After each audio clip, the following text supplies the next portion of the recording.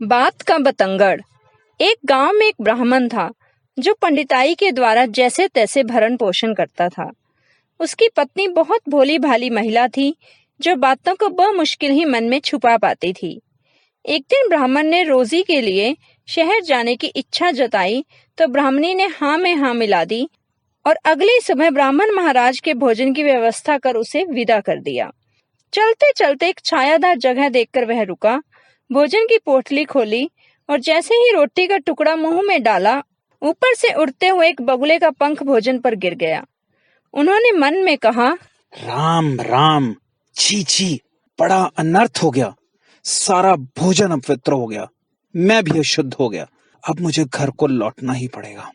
पति को घर में आया देख पत्नी ने प्रश्नों की झड़ी लगा दी। पंडित जी ने बहुत टालने की कोशिश की, किंतु ब्राह्मणी की जिद के आगे हार गए, पर उससे वचन ले लिया कि मेरी बताई यह बात किसी अन्य से नहीं कहेगी। ब्राह्मणी ने वायदा कर लिया। परंतु अगले दिन जब वह कुएं पर पानी भरने गई तो एक धोबिन ने बातों बातों में सारा राज उससे उगलवा लिया। ब्राह्मणी ने बता दिया कि पंडित जी के भोजन में बगुले का पंख गिर गया था, इसलिए वे वापस लौट आए थे। राम राम, छी छी, बड़ा अनर्थ हो गया।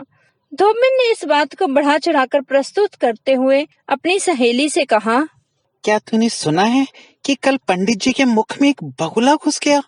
यह बात उसकी सहेली ने दूसरी सहेली से इस प्रकार कही, बड़ा आश्चर्य, पंडित जी के मुंह में तो बगुले आते और जाते हैं। बात बढ़ते बढ़ते सारे गांव में और आसपास के गांवों में भी फैल गई कि पंडित जी बड़े करिश्माई हैं।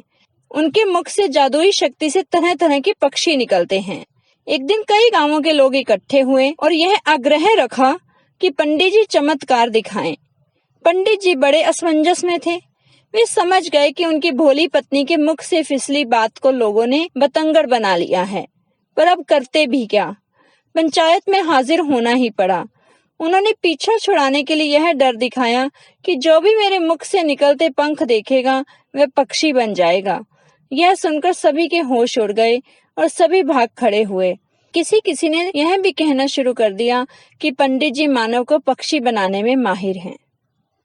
धन्यवाद।